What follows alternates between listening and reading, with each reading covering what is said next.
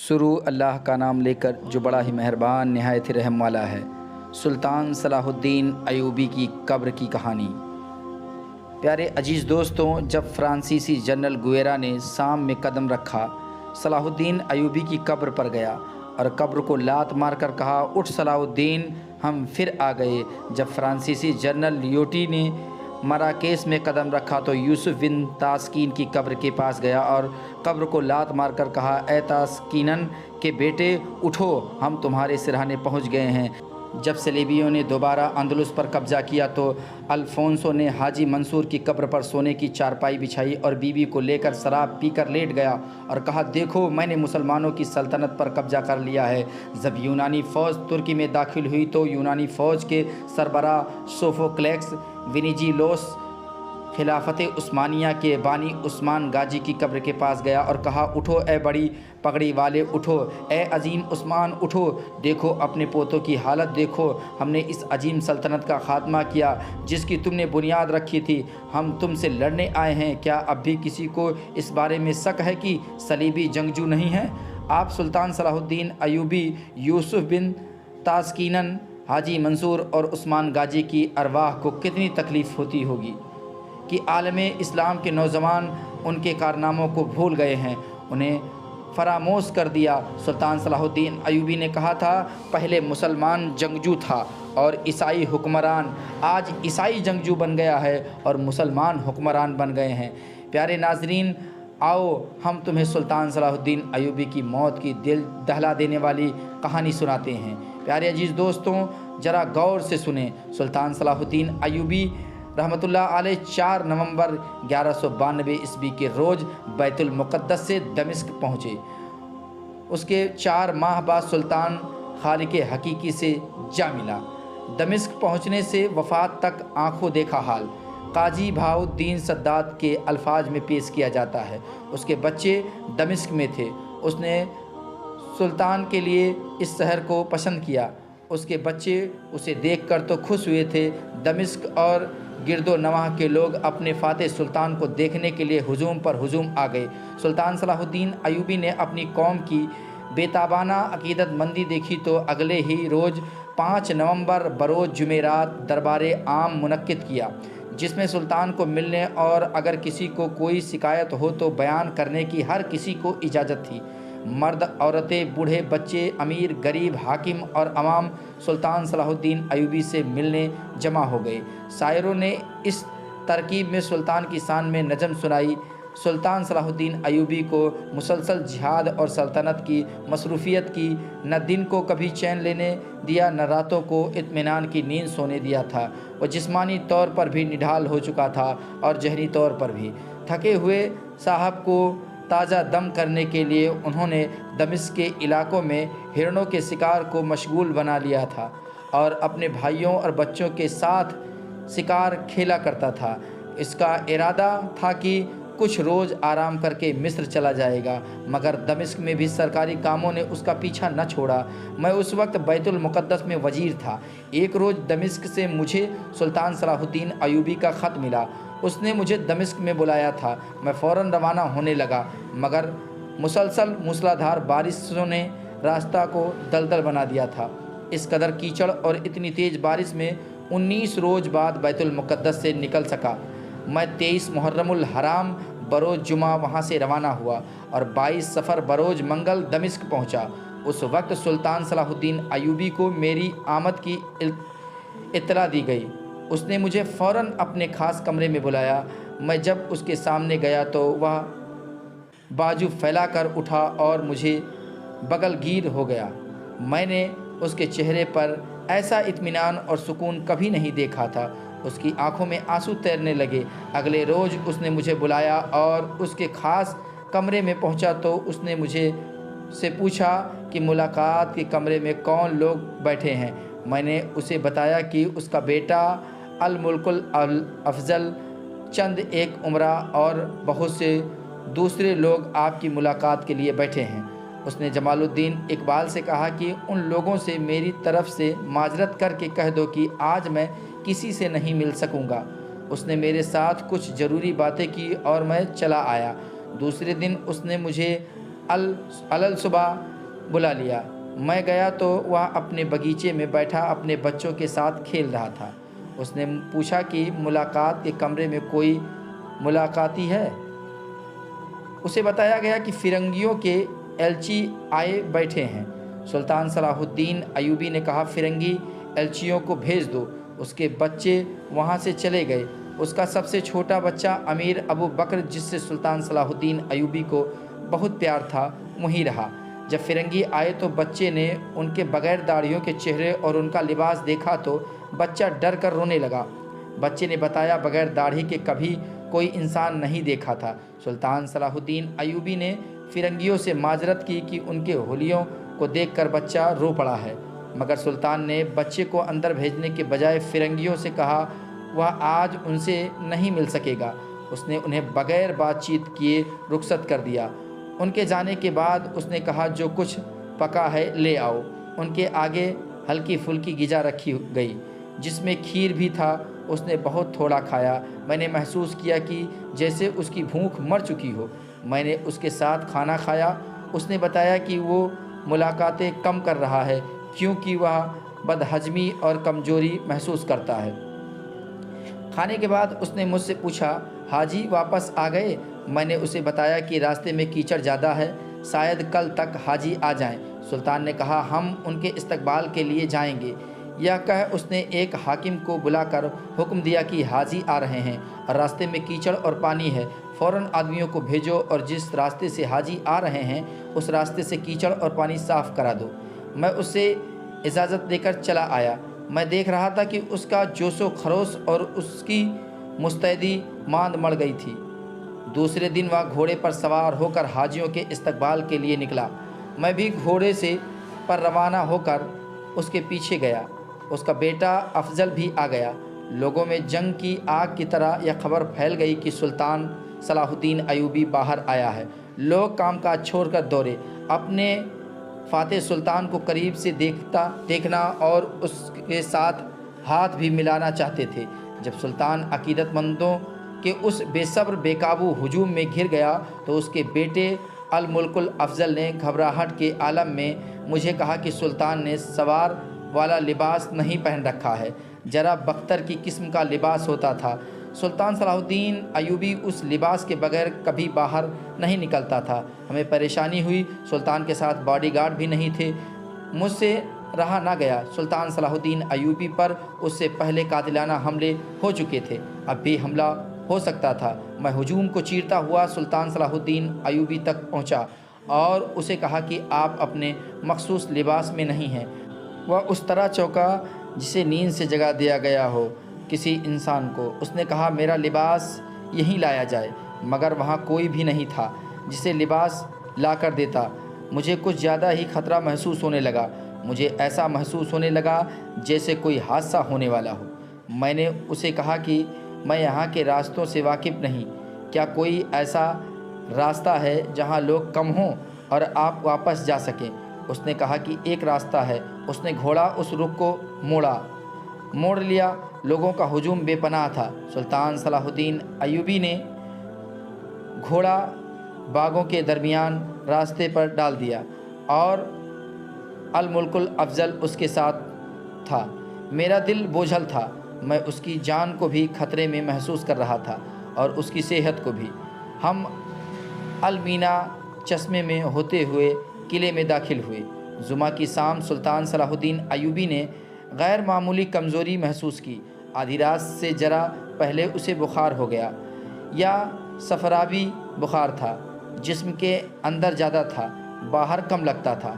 सुबह 21 फरवरी 1193 ईस्वी वह नकाहत से निढाल हो चुका था।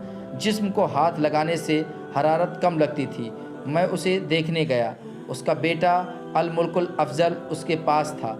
सुल्तान ने बताया कि उसने रात बड़ी तकलीफ़ में गुजारी है। उसने इधर उधर की बातें शुरू कर दी। हमने गपशप में उनका साथ दिया। उससे उसकी मिजाज सगुफ्तगी बहाल हो गई। दिन के दूसरे पहर तक वह खासा बेहतर हो गया। हम वहाँ से उठने लगे तो उसने कहा कि अल मुल्कुल अफजल के साथ खाना खाकर जाएं। मेरे साथ पास काजी अल-मुल्कुल अफजल भी था। वह किसी और के यहाँ खाना खाने का आदी न था। वह माजरत करके चला गया। मैं खाने के कमरे में चला गया। सुल्तान सलाहुद्दीन अयूबी से रुखसत हुए। मुझे यूँ लगा जैसे मैं अपना दिल सुल्तान सलाहुद्दीन अयूबी के पास छोड़ चला हूँ। खाने के कमरे में गया। दस्तरखान बिछा हुआ था। बहुत से अफराद बैठे थे। अफजल अपने बाप की जगह बैठा हुआ था। बेशक अल अफजल सलाहुद्दीन अयूबी का बेटा था, लेकिन सुल्तान सलाहुद्दीन अयूबी की जगह बैठा देखकर बहुत दुख हुआ। खाने पर जो लोग बैठे थे उनकी भी जज्बाती हालत मेरे जैसी थी। उनमें से बाज के तो आंसू निकल आए। उस रोज़ के बाद सुल्तान सलाहुद्दीन अयूबी की सेहत बिगड़ती चली गई। मैं और काजी अफजल रोज़ाना कई बार उस कमरे में जाते थे जहाँ सुल्तान सलाहुद्दीन अयूबी बीमार पड़ा था। उसे तकलीफ़ में ज़रा सा भी इफाका होता तो हमारे साथ बातें करता था, वरना अक्सर यूँ होता कि वह आंखें बंद किए पड़ा रहता और हम उसे देखते रहते। उसकी जान के लिए सबसे बड़ा ख़तरा यह था कि उसका तबीब ख़ास गैर हाजिर था। काजी बहाउद्दीन सद्दात ने यह नहीं लिखा था कि तबीब ख़ास कहाँ चला गया था। सुल्तान सलाहुद्दीन अयूबी का इलाज 4 तबीब मिलकर कर रहे थे, मगर मर्ज बढ़ता जा रहा था। बीमारी के चौथे रोज़ 4 तबीबों ने फैसला किया कि सुल्तान सलाहुद्दीन अयूबी के जिस्म से खून निकाल दिया जाए। उसी वक्त सुल्तान सलाहुद्दीन अयूबी की हालत ज़्यादा बिगड़ गई और उसके बाद गुदूद बेकार हो गए। उससे उसके जिस्म में अंदर की रतूबतें खुश्क होने लगी। सुल्तान सलाहुद्दीन अयूबी नकाहत की आखिरी हद तक पहुंचा। 8वीं रोज़ सुल्तान सलाहुद्दीन अयूबी की हालत इतनी ज़्यादा बिगड़ गई कि उसका जहन भटकने लगा। 9वें रोज़ उस पर घसी तारी हो गई और पानी भी पी न सका। शहर में खबर फैल गई कि सुल्तान सलाहुद्दीन अयूबी की हालत नाजुक है। तमाम शहर पर मौत की उदासी तारी हो गई। हर जगह और हर ज़ुबान पर उसकी सेहत याबी की दुआएं थीं। ताजिर और सौदागर ऐसे डरे हुए थे कि उन्होंने बाज़ारों से अपना माल उठाना शुरू कर दिया। अल्फाज में बयां नहीं किया जा सकता कि हर एक फ़र्द किस तरह उदास और कितना परेशान था। मैं और काजी अल अफजल रात का पहला पहर सुल्तान सलाहुद्दीन अयूबी के पास रहते और उसे देखते रहते थे। वह बोल और देख नहीं सकते थे। बाकी रात हम बाहर खड़े रहते। उसके बाद हलफनामा तैयार किया गया। दूसरे दिन हलफ उठाने के लिए मुतल्लिका उमरा और वज़रा को बुलाया गया। सबसे पहले दमिश्क के गवर्नर सादुद्दीन मसूद ने हलफ उठाया। उसके बाद नसरुद्दीन आया जो सहयून का गवर्नर था। उसने इस शर्त पर हलफ उठाया कि जिस किले का वह गवर्नर है वह सुल्तान अयूबी के वफ़ात के बाद उसकी खुद की मिल्कियत समझी जाएगी। तमाम उमरा और उज़रा ने हलफ उठा लिया। 2-3 ने अपनी शर्त मनवा कर हलफ उठाया।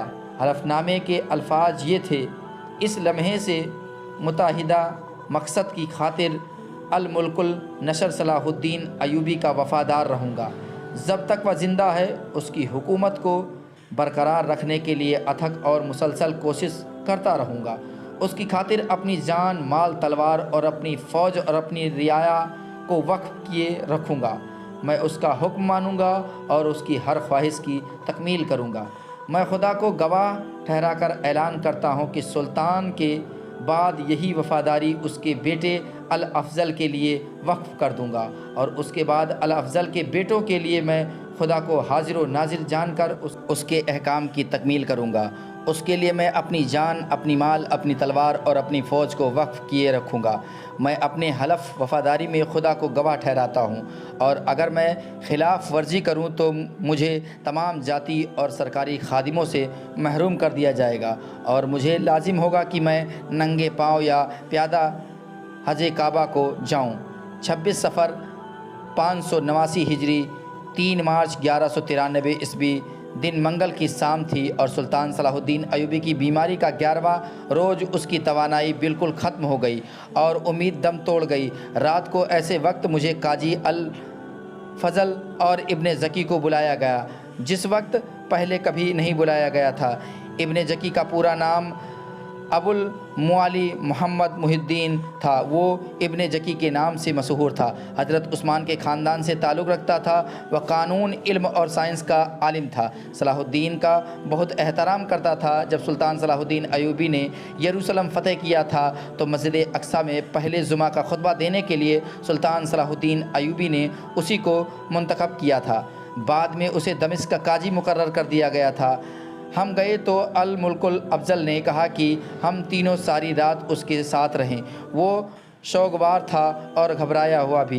काजी अल अफजल ने एतराज़ किया और कहा कि रात भर लोग बाहर खड़े सुल्तान की सेहत की खबर सुनने का इंतज़ार करते हैं। अगर हम सारी रात अंदर रहे तो वह कुछ और समझ लेंगे और शहर में गलत खबर फैल जाएगी। अल अफजल समझ गया। उसने कहा कि हम लोग चले जाएं। हमारी बजाय उसने इमाम अबू जाफ़ को उस मकसद के लिए बुलाया कि अगर रात को सलाहुद्दीन अयूबी पर नजा का आलम तारी हो गया तो इमाम उसके सिरहाने कुरान पढ़ेगा। हम वहाँ से आ गए। उसके बाद इमाम अबू जाफ़र ने सुल्तान सलाहुद्दीन अयूबी की आखिरी रात की जो रुदात सुनाई वो मैं तहरीर करता हूँ। उसने बताया कि उसने सुल्तान सलाहुद्दीन अयूबी के सिरहाने कुरान खानी की। उस दौरान सुल्तान पर कभी गसी तारी हो जाती तो कभी होश में आ जाता और कभी उसका जहन भटक जाता। आधी रात के बाद 27 सफ़र 589 हिजरी यानी 4 मार्च 1193 ईस्वी की तारीख शुरू हो चुकी थी। इमाम अबू जाफ़र ने बताया कि मैं 22वें पारे की सूरा अल हज पढ़ रहा था। मैंने जब पढ़ा, खुदा ही कादिर है, बरहक है और वह मुर्दों को ज़िंदा कर देता है और वह हर चीज़ पर कुदरत रखता है, तो मैं सुल्तान सलाहुद्दीन अयूबी की नहीब से सरगोशी सुनी। ये सच है, ये सच है। ये उसके आखिरी अल्फाज थे। उसके फ़ौरन बाद सुबह की अजान सुनाई दी। मैंने कुरान बंद कर दिया। अजान ख़त्म होते ही सुल्तान सलाहुद्दीन अयूबी निहायत सुकून और इत्मीनान से अपने खालिक हकीकी से जा मिला। इमाम अबू जाफ़ ने मुझे यह भी बताया कि अजान शुरू हुई तो वह एक आयत पढ़ रहा था, अल्लाह के सिवा कोई माबूद नहीं, हम उसी से मदद मांगते हैं। तो सुल्तान सलाहुद्दीन अयूबी के होठों पर मुस्कुराहट आ गई। उसका चेहरा दमक उठा और वह उसी कैफियत में अपने खुदा के हुजूर गया। मैं जब पहुंचा उस वक्त सुल्तान सलाहुद्दीन अयूबी फौत हो चुका था। खुलफाए राशिदीन के बाद अगर कोई कौम पर कोई कारी ज़र्ब पड़ी तो वह सुल्तान सलाहुद्दीन अयूबी के इंतकाल की थी। किले, शहर, वहाँ के लोगों और दुनिया भर के मुसलमानों पर गम की ऐसी घटा छा गई जो सिर्फ खुदा जानता है कि कितनी गहरी थी। मैंने लोगों को अक्सर कहते सुना कि उन्हें जो शख्स सबसे ज़्यादा अजीज़ है उसके लिए वह अपनी जान कुर्बान कर देंगे, लेकिन मैंने कभी किसी को जान कुर्बान करते नहीं देखा। अलबत्ता मैं कसम खा कर कहता हूँ कि सुल्तान सलाहुद्दीन अयूबी की ज़िंदगी की आखिरी रात हमसे कोई पूछता कि सुल्तान सलाहुद्दीन अयूबी की जगह कौन जान कुर्बान करने को तैयार है, तो हम में से बहुत से लोग अपनी जानें कुर्बान करके सुल्तान सलाहुद्दीन अयूबी को ज़िंदा रखते।